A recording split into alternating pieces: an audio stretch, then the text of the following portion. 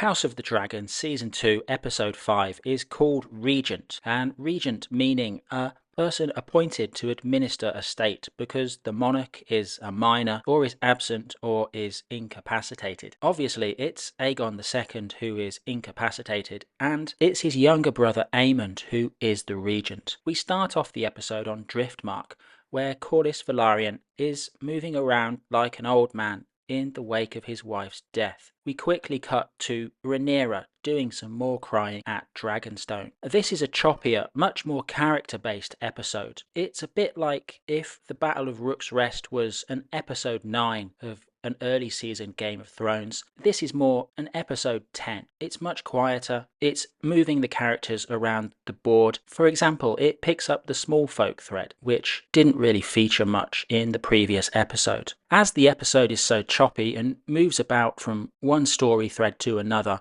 I'm not going to go through it chronologically. First, I'm going to start with the Greens and that big dragon head being pulled through King's Landing. Then Daemon at Harrenhal. Finally the Blacks, who are struggling with the war but seem like the more interesting faction at the moment. We pick up with the Greens in King's Landing, where the small folk are jostling for the privilege of buying some mouldy fruit, and the technically victorious army are returning to the city. We see Maelys's head being pulled along in a cart, and more importantly, we see the crowd reaction. One of the soldiers is shouting out, "This dragon was slain by your king Aegon," but the small folk aren't really reacting in the way they want. Rhaenyra will avenge this, one of them shouts. Criston Cole, who by now is looking pretty world weary, asks, "Don't they realise that we won the battle?" We see Hugh the Hammer and a friend there. "I thought the dragons was gods," they said. "They're just meat. If the dragons are just meat, this is bad for the Targaryens, because they're not gods either, perhaps." And meat is something that's very much on the small folk's mind. Behind Maelys, a coffin-like box draped in blankets is being wheeled along the street, and it's this box that Aemond and Alicent, who are watching from above, are concentrating on. This box contains the extremely injured King Aegon. It gets carried into the Red Keep, into Aegon's bedroom, where he's removed from the box and the Grand Maesters attend to his wound. His armour is melted to his flesh. There's two older Kingsguard protecting him. I don't think we see the Lickspittles very much this episode. The Silent Sisters are waiting ominously in the background. Aemond comes to look at him. Someone, he says, will have to rule in his stead. I think we all know who Aemond means. We cut to Criston Cole and Alicent. Cole is cleaning his sword. Is he finding some comfort in routine here? He confirms that the victory at Rook's Rest cost the Green Army 900 men. Alicent asks him what happened. Is Sunfire dead? Sunfire, says Criston Cole, is long in the dying. I kind of hope this is not true because, spoilers, it kind of changes things later on perhaps. What Alicent is really worried about, obviously, is Aegon himself. What happened with him? What happened with Aemond? Criston Cole's not ready to tell. And next time we see the Greens, we're at the small council. Aegon's fate lies with the gods, the Grand Maester says. Everyone agrees. It's time to appoint a regent. Alicent suggests herself. After all, she did the job for a good many years during Viserys' illness. Only the Grand Maester actually wants her. Larys points out they're fighting a queen. They're saying that a queen shouldn't be on the throne. It's a bit of a PR problem if then Alicent becomes regent. It kind of undermines their argument. Jasper Wilde says Aemond's the guy. So does Thailand. They turn to Criston Cole, who also said Aemond is the guy. Cole at this point looks totally trapped. He realises that he's in above his head. As Aemond moves to take his brother's chair, Ali looks angry. She's kind of hyperventilating. Honestly, I'm quite surprised that she's surprised that she didn't get the regency. Both herself and her father have basically been rejected in terms of the power politics of Westeros. Aemond gets straight down to business. Thailand has to get his brother Jason Lannister to send out the army. They're going to close the gates to prevent the small folk from leaving, and finally Aemond orders them to cut down the rat catchers. Next there's a brief scene of Hugh the Hammer. His child is still sick. His wife wants to leave King's Landing because Rhaenyra's going to retaliate retaliate for Rook's arrest. Hugh says the king has promised payment for his work, but the wife says, hey, that's not coming. Then we jump to Criston Cole supervising the removal of the rat catchers from the gates. Alicent approaches him and talks about Aemond. Criston Cole doesn't really want to hear it. He knows that there's nothing he can really do. Some great dialogue in this scene. Has your loyalty faded, or does it flourish only at night and flee the sunrise like a moth? So Alicent seems to feel that what they've done together at night means that she deserves Criston Cole's political loyalty. But Criston Cole doesn't really have any kind of independent power base. He's not, even if he's Hand of the King, he's not really got any room to maneuver against Aemond and in favour of Alicent. So I don't think Alicent's being really fair here. Obviously, that doesn't excuse anything that Criston Cole has done. He's repeatedly broken his oath. But it seems Alicent is admitting that she kind of has feelings for Criston Cole beyond it just being something they do for fun. He talks about the dragons at Rook's Rest, how it melted armour, how there were men on fire. We've given the war to the dragons,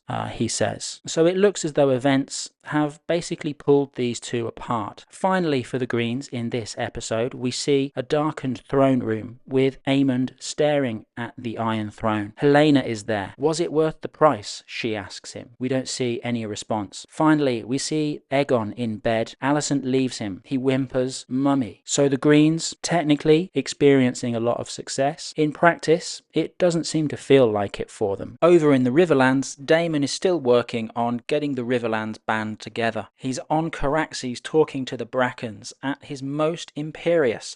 "The hour is late," he says, "and my dragon is hungry. Bend my knee, or your house burns." Lord Bracken chooses for it to burn. For a moment, we think that Daemon has the courage of his convictions. A really beautiful shot. The Bracken Lord turns away, and behind him we see Caraxes' head drop gently down into the shot and slowly open his mouth. There's an unfortunate political truth here. Daemon needs the Bracken troops alive. Even more than that, he needs them alive and willing to fight for him. His solution is war crimes, unfortunately. He tasks Willem Blackwood with bringing the Brackens to heel. "Show them your worst," he says. Willem Blackwood smiles, and Daemon's gonna regret this, and he's gonna regret it very quickly. Back at Harrenhal itself, the magical mystery tour continues. He's getting it on with this gorgeous silver-haired woman, describes him as strong, fearless.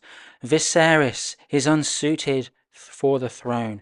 You were made to wear it." And it turns out it's his mum. Okay, so Daemon's mum died quite young. I guess that's an excuse for not recognising her, but it's very clear that Mummy is saying exactly what Daemon wants to hear.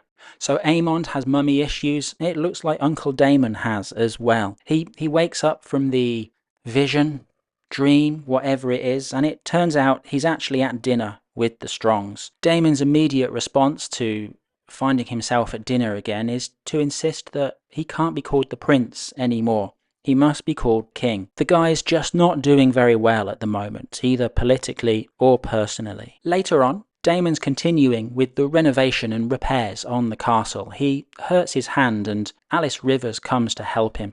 She continues with her normal trolling. "I hear strange things. I hear it in the wind.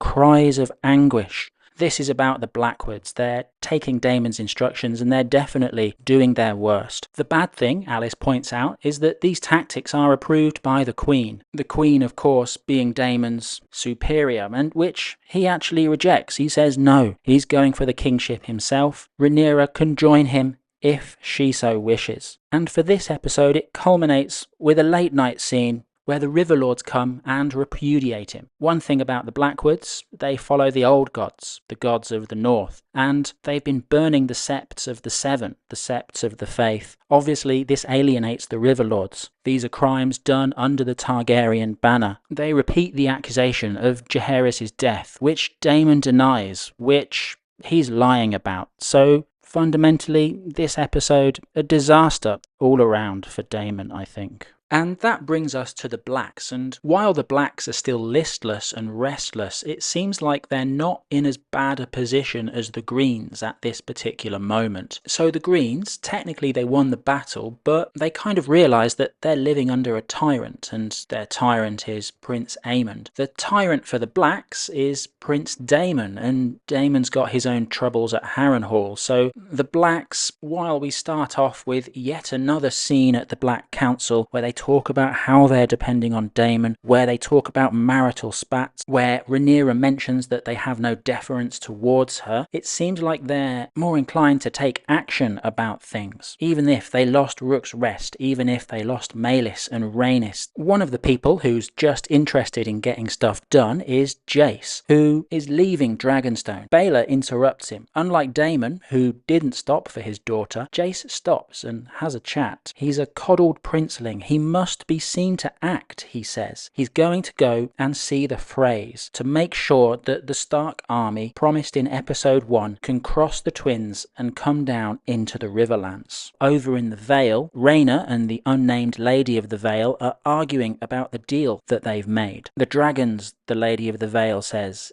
are too small to protect them. I kind of hope Rhaenyra gets something a little bit more to do, or stops just kind of moping around and takes a bit more responsibility, and she could be a much more interesting character than she actually is at the moment. Then we jump to Rhaenyra and Mysaris. Rhaenyra's complaining again about the Black Council and says that she's not trained in war again, and she can't fault them for complaining about her again. Interestingly, she mentions she was taught the name of every lord and castle between Storm's End and the Twins. Why wasn't she taught the name of the people of the houses in the north as well? Are the north just Starks and that's it? They also send a servant to King's Landing, but why? I guess we'll see later. Then we jump to a scene with Rhaenyra and Baelor where they talk about how Daemon tried to ride Maelys but was rejected by that dragon, and Rhaenyra has a present for Corlys. Basically, well, I say a present, but basically she wants him to be Hand of the Queen. That's kind of all that Corlys really gets this episode. Then we cut to the Twins where Jace has arrived and he's talking to Lord and Lady Frey. I really like the actors for this role. They look untrustworthy in the same way that the Freys looked untrustworthy and dislikable in the Game of Thrones series. The Freys talk about how they're afraid of Vhagar and they want Harrenhal in return for bending the knee to Rhaenyra. They also mention Jason Lannister, the second mention of him this episode. So I guess his army's on the march. We might be seeing them soon. Back on Dragonstone, Rhaenyra sends Sir Alfred to the Riverlands to find Daemon and ask him what's going on, where's my army? And in the final scene, Jace returns from the Twins. It's interesting how good writing makes you not notice the teleportation issue. In this episode, Jace started on Dragonstone, he flew to the Twins, and he flew back from the Twins, and now he's back in Dragonstone. And that's just a matter of a few minutes of screen time, but because the events follow logically, you kind of accept it. It's a big contrast to Game of Thrones Season 7 and Season 8, where things just happened because that's the way they wanted it to happen. It's amazing what you can do when you think about things a little bit logically. So Rhaenyra's reading about Vhagar. She's got one book in the Common Tongue and another book which I guess is in Valyrian. I don't think I've seen the Valyrian alphabet written down before, so that's really interesting. And basically they decide they need more dragon riders. They need to recruit people who are no longer Targaryens but might have Targaryen blood. They don't seem able to talk about the truth between them, that Jace's parentage is suspect. So I guess, yeah, this episode is kind of just some setup. Thanks for watching.